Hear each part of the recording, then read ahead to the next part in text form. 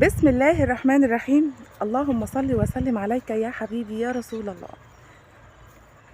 صلى على النبي كده. النهاردة بدأنا يوم جديد وهنعمل مع بعض فيديو جديد من داخل الأرض الزراعية بتاعتنا كالعادة. طبعا أنا وعدتكم قبل كده إن احنا هنعمل مع بعض فيديو تقطيع الذرة. طبعا احنا خلعنا الذرة على الواقف قبل كده،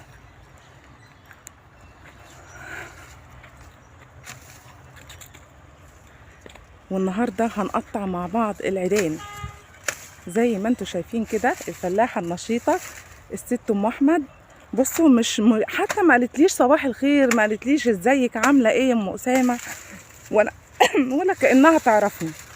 قايمه على طول طالعه تجري تقطع الذره. طبعا زي ما انتم شايفين الفلاحه النشيطه ام احمد قايمه تقطع الذره بالشكل ده. طبعا خلاص دلوقتي بقى تقطيعه سهل جدا. ليه يا ام اسامه؟ لانه خلاص نشف والعود بقى خفيف طبعا، والذره اخضر زي ما قلت لكم قبل كده. اثناء تقطيعه للمخموره بيبقى العود تقيل لانه لازم يكون اخضر علشان نعرف نعمله علف للحيوانات او للمواشي، لازم يكون اخضر. تمام كده. دلوقتي بقى خفيف، يعني سهل على الواحده الست ان هي تقطعه وتشيله وتركنه زي ما انتم شايفين بالشكل ده. طبعا بنعمله بقى شمله او بنعمله غمار برضو في نفس الوقت علشان لما نيجي نربطه يبقى متساوي. يعني في فلاح بقى شاطر قوي قوي بيمسك بقى من الاول كده علشان يوفر في الوقت والجهد بتوعه. بيمسك العيدان دي يرصها رص وهو بيقطع علشان ما يرجعش مرة تانية ان هو لا لفي الناحية التانية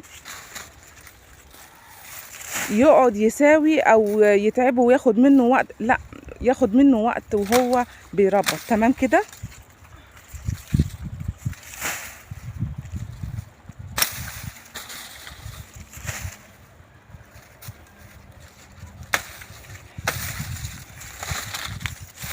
روحي الناحية التانية يا ام احمد، الناحية التانية كده.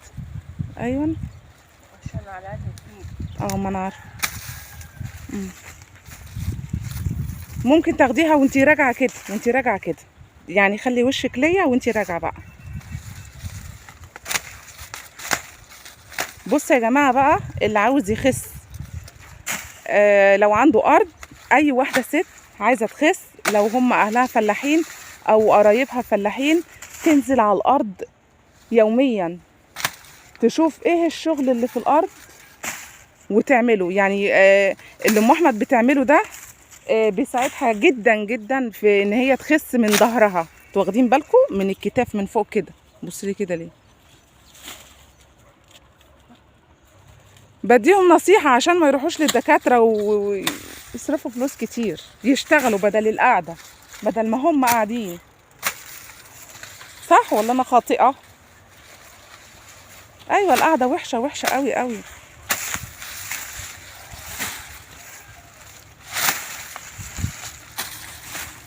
فبيمسكوا بقى يرصوا رصة حلوة كده.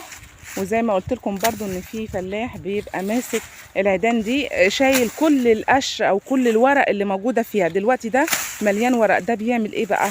ده اما نيجي نحمي عشان نخبز، نحمي البلاطة البلدي بتاعتنا عشان نخبز، بيضايقنا قوي، بيبقى هبو على الفاضي. ايوه هم قالوا كده، اهالينا بتوع زمان قالوا عليه كده، بيبقى هبو على الفاضي.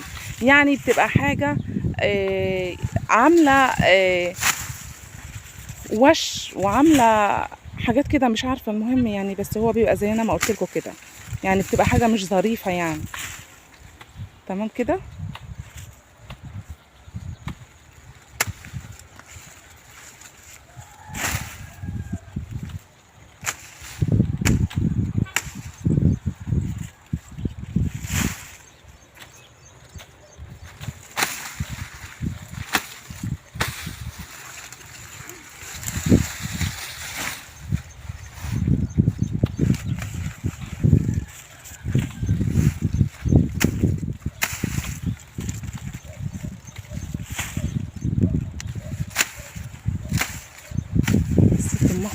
الله عليها ما بتتكلمش مع حد خالص، ما بتقولش ولا كلمة من ساعة الفيديو بتاع امبارح، وهي واكلة سد الحنك.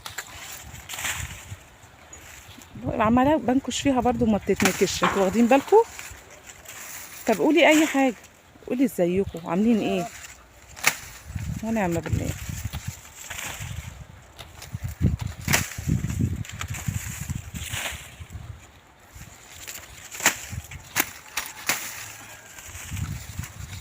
فيديو تقطيع الذرة. ام احمد بتقطع بضمير على فكرة. بصوا الارض التانية اللي مقطعينه كانوا ناس شاريينه عشان يعملوه علف للمواشي. بصوا سايبينه الجذور ازاي، بص اهو دي في الارض التانية اهو، بصوا. لكن ام احمد مش سايبه الحاجات دي خالص. انتوا واخدين بالكم ان هي كل ما تجور على الجدر يكون افضل، لان طبعا بيجي بعد كده الفلاح عشان يزرع الارض مره تانية لو هيحرتها بيقوم جايب يقعد ينقي من الارض كل الجذور اللي انتوا شايفينها دي، علشان ما ينفعش يسيبها في الارض، مع ان هي هتدوب مع الوقت. يعني لو سابها في الارض هي هتدوب، كل حاجه بترجع تاني زي ما ربنا خلقنا من التراب، فبترجع للتراب تاني، بس بتاخد وقت وبيبقى اسمه عفش في الارض، فده ممكن يعوق الزرعه تمام كده او يأثر عليها. فهي بقى عامله حساب حاجه زي كده. دي الفلاحه الاصيله بقى اللي هي اللي بتقطع الذره، صح صح. مش عاجبها، لقيت الشبشب. بصوا هنا بقى شويه دول، ده التوريق بتاع الذره، شويه القش اللي هو الورق اللي هو فيه ده، كان عمي ربنا يديله الصحه بيورق فيه علشان ما يجوا يحموا ما يتعبهمش او ما يضايقهمش. تمام. بصوا هو من ناحيه وهي من الناحيه التانيه. طبعا الحياه مشاركه وتعاون، ايد على ايد، مفيش ايد بتعمل لوحدها. ام احمد بقى قابلت عمي بالايد التانيه.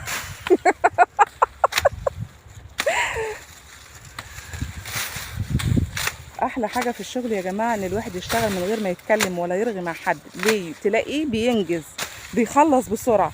لكن لو فضل يرغي كده زي ما انا عايزه ام احمد ترغي معايا كده وهي مش معبراني خالص، مش هتخلص النهارده. ممكن بدل ما تقطع العود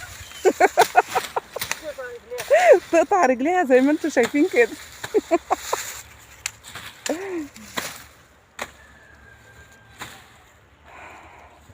قربنا نخلص اهو. بصوا بقى مفاجأة، خبر الشمس طالعة حامية قوي.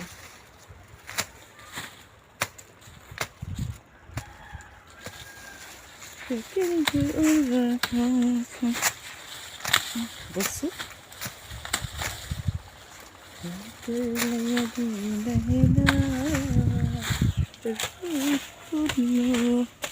فرد وفنو مستنية هنا.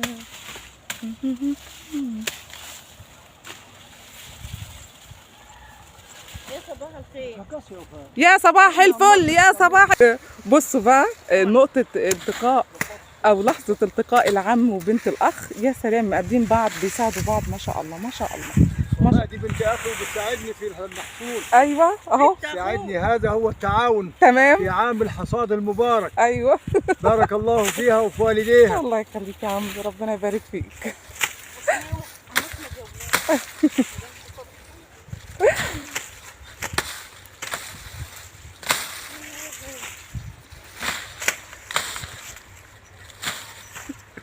وكده بقى خلصنا تقطيع الارض، الذره بحاله.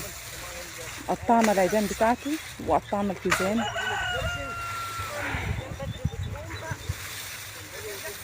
زي ما انتم شايفين الحطب نشف خالص خالص على عوده، محتاج بقى ان هو يتشال. كل سنة وانت طيب. اللهم امين يا رب العالمين. آمين. ام احمد نطقت اهي، ابو الهول نطق.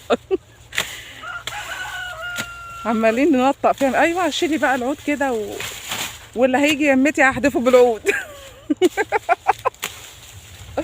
كل سنه وانتم طيبين. هترتاح بقى الاخت ام احمد، هترتاح.